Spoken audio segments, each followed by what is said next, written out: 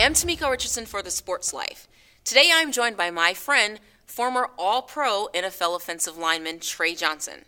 Our topic of today is the lack of inclusion of former athletes in decision-making positions in the sports industry. Welcome, Trey. Thank you, Temeko.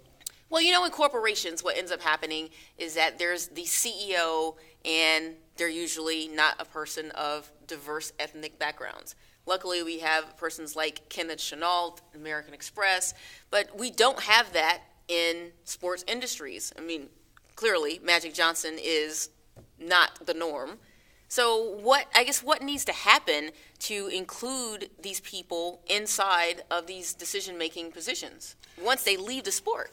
Well, I think you need to be considered for those positions. And I mean, yes, it's a diverse issue in terms of maybe ethnicity, but I'm just talking about guys who actually played their sports becoming leading business people, CEOs, CFOs, whatever the case may be, general managers of those particular teams or sports in all the professional leagues. And I think that what happens is you diminish and reduce the ability or the knowledge or the experiential knowledge of these athletes to be able to transition into positions of decision-making and power. I think it discredits the achievements that these individuals have done on the fields or courts or rinks or whatever the case may be. And I think that also leads to a lack of diversity in these positions just because of the general makeups of the sport. Yeah, but I mean, as you're saying this, I'm thinking of it from a corporate perspective because that's what I know. You don't want people that don't have experience.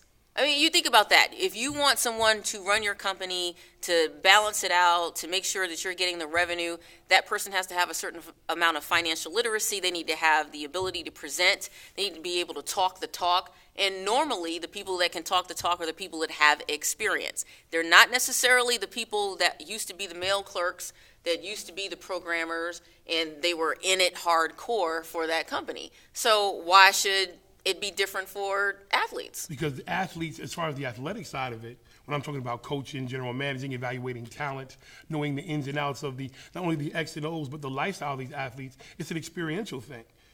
When you say that, how else are they supposed to get experience without giving the opportunity?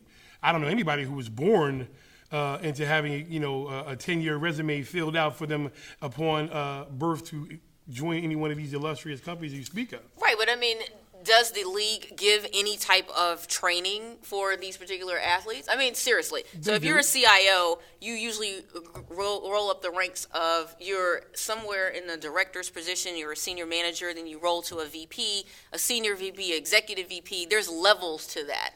So, I mean, what would be the levels for the athlete? It would be the same levels. We're still human beings, but we breathe and bleed like everybody else does. Yeah. I mean, there are athletes who have financial backgrounds, have graduated, went to some pretty illustrious schools, who just not be given the opportunity because they were doing something else maybe for the first. Well, see, that's the stereotype that you're saying that athletes are, pretty smart. That's exactly what I'm saying. Well, we know you are, but not everyone is. And we don't need everyone to get one of those jobs, though. But the people who are qualified should be afforded the opportunity to take some of these positions and make it more of a well-rounded thing. Like, you can't just say, okay, you played, now throw out the passer, you have no more value to the sport that you've given your life to or the business that you've given your life to. So somebody Jason Kidd, that's a prime example of it working, right? It actually worked. He retired from the Knicks, and then not even a week later, he's announced as the head coach of the Brooklyn Nets. And clearly, that's a great accomplishment. But like a person like Jeff Van Gundy, what do you think they should have done with him? I mean, Jeff Van Gundy, I don't know his background per se to understand how he became a head coach in the NBA, and I'm not knocking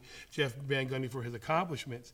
But I remember Jason Kidd because it just happened. Right. You know what I mean? Right. And I think when you have that disconnect between players and owners and people who may not necessarily have the background that can relate to today's athlete, you end up getting choked like P.J. Carlesimo, by Latrell Sprewell, because there's a disconnect there. You know what I mean? And you have to be able to roll with the punches, modernize and evolve with today's athlete because they're making the money. That is your product. But how much of that is networking? I mean, in corporate America, you have to network. You go to the parties. You go play golf. You chop it up in the tea room. You do whatever you need to do. And how much of that is networking? I mean, I think maybe all of it is networking, but how much of that can an athlete not do? What on that list can Jason Kidd not do? Well, Jason Kidd is, not a good example. I mean, he clearly worked it well. What about, I could think of guys like Rick Brunson, Yeah. Former colleague of ours. One of the smartest individuals I know as far as human being and basketball potential. Here's a guy who could be coaching at any level, but is not given the opportunity necessarily because he has to work his way up, which he's doing. Right. But is not considered to be a candidate along with a lot of other guys you see at the second and third chairs in some of these NBA teams who are taking a back seat or a third seat to like an Eric Spoelstra, who is coaching LeBron James and Dwayne Wade. What can he say to them? And you see it playing out, on the sidelines when they ignore him, when they kind of shove off his advice, because they are in the position where you can't teach me to do what I do. Right. You may be able to run the businesses, run the video room, clean up, whatever it is you can do to help our organization reach its maximum potential. But when it comes to getting between those lines on the hardwood, hush, sit down. As opposed to if Magic Johnson is coaching me, like, I'm going to listen. Right. Because there's a respect level. There's a respect. If Magic Jordan is coaching me, I'm going to listen. Respect. If Oscar Robertson was coaching me, I'm going to listen. So those type of things, if they desire those positions, and I just think that not a lot of athletes in a multitude of sports are afforded those opportunities. Well, I mean, Troy Vincent, the NFL engagement, what he does is he puts on a lot of these different courses throughout off-season to help some of these athletes get into particular industries. I mean, is this something that every single team needs to open up to former players of theirs? Oh, definitely. I think that's a great idea. I know Troy well. He's a good guy, intellectually one of the better people as far as involving former athletes into modern-day enterprises. And we are always so quick to run the 30 for 30s on broke or the athletes who are in these terrible states. Yet we're not emphasizing opportunities and vehicles for them to get into positions of power and decision-making like Troy's program does. And I think that's a travesty and a tragedy. Why would you do that? Why not allow them to learn these businesses and bring in more people who realize, like, wow, this organization is taking care of their players? But it's also the good old boys network. It's about who you bring in. I mean, everything in most places is about who you know, not necessarily what you know. Oh, yeah. So if you have somebody like a general manager like Ozzie Newsome, who definitely played the game. Baller. So at the end of the day, should he be bringing in some athletes that used to play for the Ravens and say, let's get you to some type of level? I'm not saying it has to be just used to play for the Ravens, but maybe somebody who used to play. I'm sure Ozzie knows some of his contemporaries who are just as intellectually capable as he was to run a team. And he was given an opportunity with his organization to do so. So why not give back to people and make more of that type of product? I think that's a great opportunity for somebody who has lived their life in not only this sport, but this multi-billion-dollar business.